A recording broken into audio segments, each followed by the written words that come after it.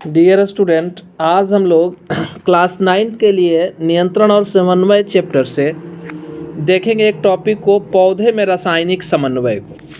पौधे में रासायनिक समन्वय, जैसे हमारे शरीर के अंदर क्या होता है, अगर जंतुओं की बात करें तो जंतु विकसित होते हैं और इनके शरीर में रासायनिक समन्वय के लिए हार्मोन पाए जाते हैं। तंत्रिका ऊतक तो होते ही हैं और साथ में हार्मोन भी पाए जाते हैं जिसके द्वारा रासायनिक समन्वय स्थापित किया जाता है। समन्वय का अर्थ हुआ कि हमारे शरीर के सभी अंग आपस में कोऑर्डिनेट होकर के संतुलित रूप से कार्य कर सके और किसी कार्य को पूरा कर सके। इस तरह से पौधे में भी रासायनिक समन्वय होता है और इसके लिए पौधे में भी हार्मोन पाए जाते हैं। तो पौधे में जो हार्मोन पाए जाते हैं उन हार्मोन को पादप हार्मोन या फाइटो हार्मोन कहा जाता है। ठीक है, हार्मोन पौधे के विभिन्न अंगों में काफ़ी कम मात्रा में पहुंचकर वृद्धि और अनेक उपापचयी क्रियाओं का नियंत्रण करते हैं। इनका संश्लेषण, पौधे में हार्मोन का संश्लेषण जो होता है उनके क्रिया क्षेत्र से काफ़ी दूर होता है, माने जहां उनको काम करना होता है उससे काफ़ी दूर ये बनते हैं, लेकिन विसरण के द्वारा वे उस कार्य क्षेत्र में पहुंचते हैं जहां कि इनको कार्य करना होता है। ठीक है, तो बहुत से कार्बनिक यौगिक जो पौधे में नहीं बनते हैं लेकिन पादप हार्मोन की तरह कार्य भी करते हैं, उन्हें भी हम वृद्धि नियंत्रक पदार्थ कहते हैं। यानी कि पौधे में हार्मोन तो बनते ही है, इसके अलावा बहुत सारे कार्बनिक पदार्थ नहीं भी बनते हैं लेकिन वो फिर भी वृद्धि नियंत्रक का कार्य करते हैं, है ना। अब पौधे में हार्मोन जो है वो कौन कौन है इनको जानना है। तो पौधे में कुल हार्मोन 5 प्रकार के होते हैं। एक ऑक्सिन है, दूसरा जिब्रेलिन है, तीसरा साइटोकिनिन है, चौथा एब्सिसिक एसिड है और पांचवा इथाइलिन है। ये 5 तरह के हार्मोन पौधे में पाए जाते हैं। अब एक एक के क्रियाविधि को हम लोग जानेंगे कौन क्या करता है। जैसे ऑक्सिन है, यह पौधे के स्तंभ शीर्ष पर मुख्यतः बनता है, तना के शीर्ष पर यह बनता है। काम क्या है इसका, तो कोशिका विभाजन और कोशिकाओं के दीर्घन में ये मदद करता है, इलोंगेशन मदद करता है।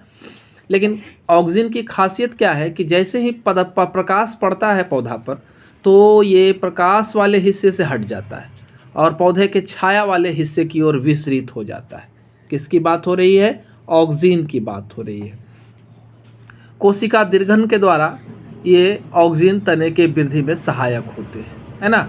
यदि स्तंभ के शीर्ष को काट दिया जाए, मान लीजिए कोई पौधा आपके पास है, उसका शीर्ष को काट दीजिए, रहता कहाँ है, शीर्ष पर रहता है। तो जब ये शीर्ष को आप काट दीजिएगा तो ये वहाँ से गायब हो जाएगा, तो पौधे की लंबाई की वृद्धि क्या हो जाती है, रुक जाती है ना। और इसके बगल से क्या होगी, पार्श्व शाखाएं निकलना शुरू हो जाएगी, अगल बगल से शाखाएं निकलेगी, है ना। पौधे को घना करने के लिए ऐसे भी शीर्ष को काट दिया जाता है जिससे वो क्या हो, ढेर सारी शाखाएं निकले। साथ में इसका उपयोग एक और है, बीज रहित फल का उत्पादन इसके द्वारा किया जाता है। ये आपका पहला हार्मोन ऑक्सिन हुआ। अब इसके बाद चलते हैं दूसरे हार्मोन जिब्रेलिन पर। जिब्रेलिन जो है इसको जिब्रेलिक एसिड के नाम से जाना जाता है। ये भी एक जटिल कार्बनिक यौगिक होता है ना। अब इसका काम क्या है, तो ये भी वृद्धि हार्मोन ही है। कोशिका विभाजन और कोशिका दीर्घन करता है, इससे पौधे की स्तंभ की लंबाई में वृद्धि होती है ना।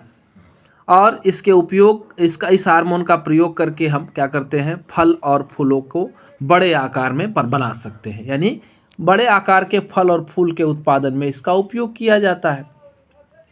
साथ ही इसके उपयोग करके हम लोग बीज रहित फल का उत्पादन भी कर सकते हैं। तो ये जिब्रेलिन की कहानी थी। अब चलते हैं पौधे के तीसरे हार्मोन साइटोकिनिन के ऊपर। तो साइटोकिनिन जो है बीजों के भ्रूणपोष, एंडोस्पर्म जिसे कहते हैं, और पौधों की जड़ों में ये बनता है। निर्माण कहाँ होगा, तो 2 स्थान आप लोग देख लिए। और काम क्या होगा, तो ये भी वृद्धि हार्मोन ही है। कोशिका द्रव्य का विभाजन करता है। जब तक कोशिका द्रव्य विभाजित नहीं होगी तो नई कोशिकाएं बनेगी नहीं। और साथ में पौधे को बूढ़ा होने से रोकता है, यानी जीर्णता को रोकता है। हरित लवक को ही भी नष्ट नहीं होने देता है ना। इसके प्रयोग से हम लोग क्या कर सकते हैं, फल और सब्जियों को लंबे समय तक ताज़ा रख सकते हैं, है ना। और फल और बीज में इनकी सांद्रता होती भी ज़्यादा है। अब चौथे हार्मोन की ओर चलते हैं। तो ये चौथा हार्मोन आपका जो है एब्सिसिक एसिड है, ABA, है ना, के नाम से जाना जाता है।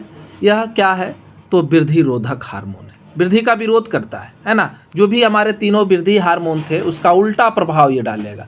पौधे पर अगर छिड़क दें इसको तो इस समय से पहले ही पत्तियां गिर जाएगी, फल फूल गिर जाएंगे, है ना, और पत्तियां मुरझा जाएगी। ये सब क्रिया हो सकती है क्योंकि वृद्धि का विरोध करता है।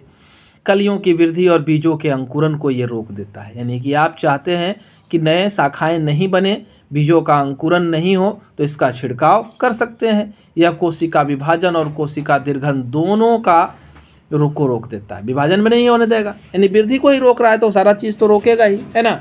तो ये आपका इसका कार्य है। अगला हार्मोन पांचवा आपका जो है वो इथाइलिन है। ये पौधे में गैस के रूप में पाया जाता है, खासतौर से उच्च वर्ग के पौधे में ये रहता है। प्रतिकूल परिस्थिति में जो पौधे जिस प्रतिकूल परिस्थिति को पौधे झेलते हैं उसमें ये विकसित होता है। फूलों, पत्तियों और जड़ों में, बीजों में ये बनता है। निर्माण कहाँ होता है, ये हो गया पौधे के तने के अग्रभाग में ये बनेगा। विस्तृत होकर फल को पकाने में मदद करता है ना। और इसी वजह से इसको हम लोग फल पकाने वाले हार्मोन के नाम से जानते हैं। कृत्रिम रूप से फल को पकाने में भी इसका उपयोग किया जाता है। तो ये आपका था नियंत्रण समन्वय से पौधे में रासायनिक समन्वय कैसे होता है, इसको आज हम लोगों ने पढ़ा। वीडियो पसंद आए लाइक बटन ज़रूर दबाएं और लगातार वीडियो पाने के लिए हमारे चैनल को सब्सक्राइब करें।